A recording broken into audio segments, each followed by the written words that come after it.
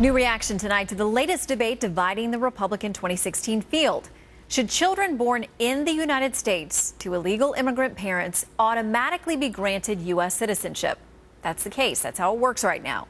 The birthright citizenship issue is raising questions for many when it comes to our Constitution's 14th Amendment, which states that all persons born or naturalized in the United States and subject to the jurisdiction thereof are citizens of the United States and of the state wherein they reside. Joining me now, former Justice Department Attorney J. Christian Adams. Good to see you tonight. Hey, Shannon. Listen, I got to tell you, I got an inbox full, a Facebook page full, Twitter feed full of people on both sides of this debate, and I've never, there's not another issue that I've dealt with a little bit of legal nuance that both sides are 100% convinced that they are right. What do you think? Well, it's not an easy issue, but there is an answer, I think, Shannon. I would suggest people actually read the cases. Probably the most important thing to realize is that the Supreme Court of the United States has never confronted the issue, never taken the issue of whether there is birthright citizenship, whether or not a person born in the United States under the 14th Amendment is automatically a citizen. They've danced around the issue, they've come close, but they've never actually confronted it. And basically it boils down to this. The 14th Amendment says, and subject to the jurisdiction of the United States. That's important. So it's people who avail themselves to the United States. That does not mean foreign invading armies. That does not mean foreign ambassadors' children. It does not mean possibly the children of illegal aliens, because they're sort of more like an invading army than they are anything else. Well, and we keep hearing this quote going back to Senator Jacob Howard from around this time period when they were debating and putting it together. He said it will not, of course, include persons born in the United States who are foreigners, aliens, who belong to the families of ambassadors. He goes on and on. So some will say the guy behind this, their argument is he never intended for this to apply to, quote, as we have here, foreigners or aliens. There are others who say, look, the Supreme Court didn't decide the merits on this, but there is a footnote by Justice Brennan that talks about the fact that if you're born here, you're a citizen, that's it. Do you think this ultimately goes to the courts, or do you come down with those who point to Article 1, Section 8, Clause 4, and say Congress is the one, that's the body that's got to solve this issue? Yeah, Congress has enormous power under the 14th Amendment. Under Section 5 of the 14th Amendment, they were given power to basically decide more or less what the 14th Amendment is. And so Congress can, I believe, fix this problem. Shannon, who's benefiting from birthright citizenship now? Ask yourself that. It's almost entirely the children of illegal aliens. There's very few people benefiting from it who aren't somehow here illegally. So it's something that Congress ought to decide. It's something that I suspect the vast majority of the American people want to end because it doesn't seem very fair. And so the Constitution doesn't have a clear answer, and that's when Congress needs to step in. But do you think these guys and gals are actually going to be able to do that? Because there's a lot they can't seem to agree on in Congress and getting something done. I cannot imagine getting Democrats and Republicans on the same side about many things, but certainly not birthright citizenship. Yeah, and it's one of the great disconnects between what most Americans think and what people in Washington, D.C. think. Because if you talk to most Americans, they don't think that people who come here illegally should get a reward and have their children taken care of by the federal and state and local governments the rest of their life because they decided to break the law. It is tremendously unpopular. It's not in the Constitution, and it's time to re-examine it. All right. Well, it seems that there needs to be some clarification, whether it's by Congress, the Supreme Court, and you may not agree about which body should do it, but there's plenty of dispute. So, J. Christian Adams, thank you for lending us your opinion on that. Thanks, Shannon. Have a good night. You too. All right, amid the controversy over this issue, birthright citizenship, another battle is brewing over what the children who are born here to illegal immigrants should be called. Some are using the term anchor babies to describe them. Some say that's highly offensive. Yet a number of Republican candidates are not shying away from that phrase. Watch this.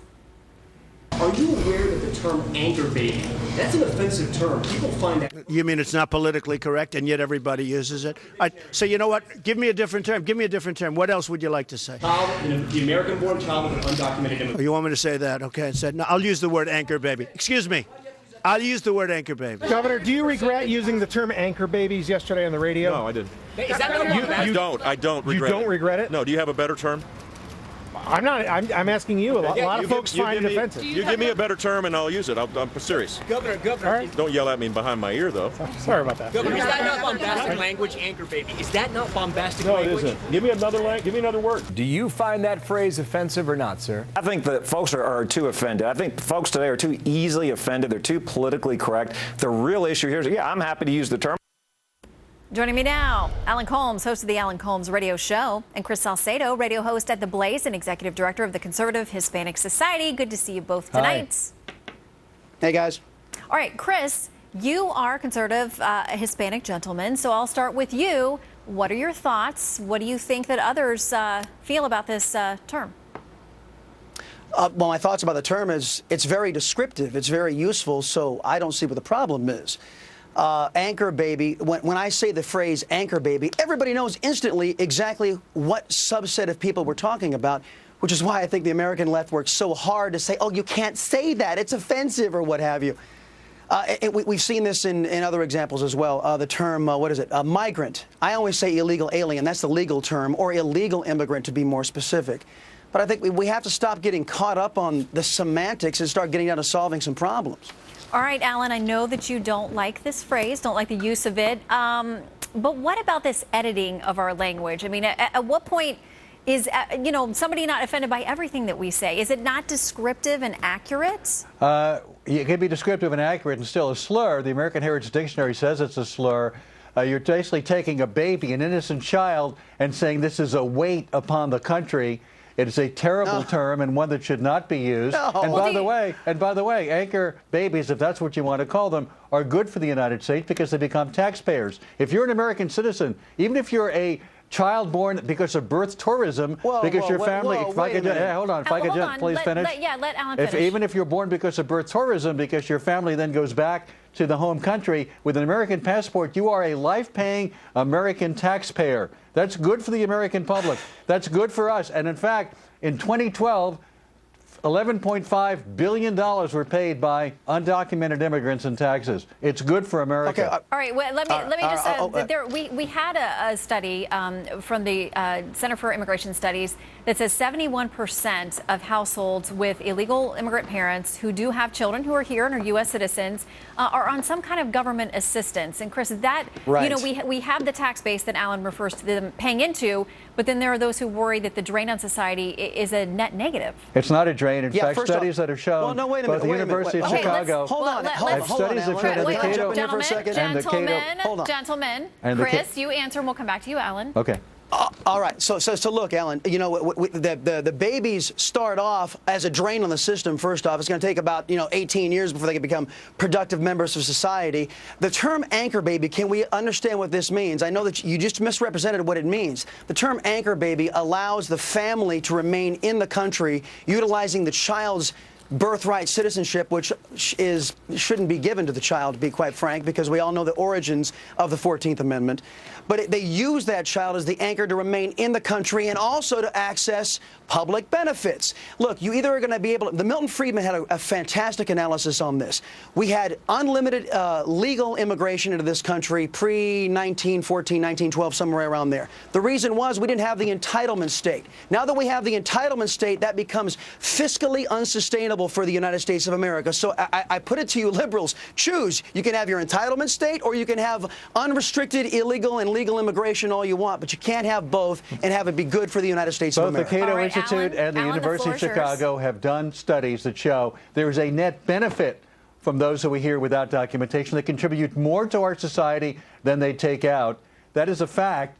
They are not a drain on us, and in fact, they are a benefit. They are taxpayers. They pay local state taxes. They pay sales taxes. They give more than they take back from this country. It's a myth to say that they take more than... No, it is true. It's been shown. That's not true. Well, Alan, how do you respond to the fact that household numbers are so high when it looks at those who do turn to the government for assistance? Most of the people who come to this country are working and paying taxes. They are not a drain. They contribute more. economically to this country than they take out of this country. They don't get Medicare, they don't get Medicaid, they don't get Social Security, yet many of them pay into it. Many of them, excuse me, excuse me, I'm not done. They pay into it, but they don't get those benefits, and they live under the radar. They can't go to emergency rooms. They're afraid to call the cops now, for domestic Alan, disputes. You know that they live under the radar. Alan, you know they go to emergency rooms. That is a fact. Wait.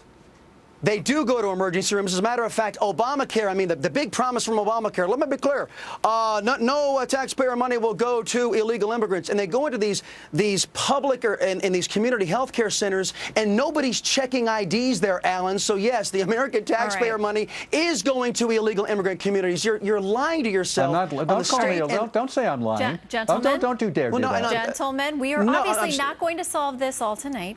But we thank you for coming and playing the game tonight, Alan and Chris. We'll have you back soon. Or maybe we'll just continue on pay-per-view, and then we'll settle it there. All right, gentlemen. Steel cage match, okay? All right. Cage match. All right, guys. Thank you very much.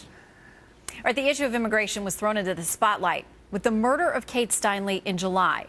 Hers is far from being the only senseless death at the hands of an illegal immigrant. Up next, you will hear from the mother of an 18-year-old who was beaten, tortured, and killed by a young man who came to this country illegally. Instead of getting Joshua home that day from school, we got an autopsy report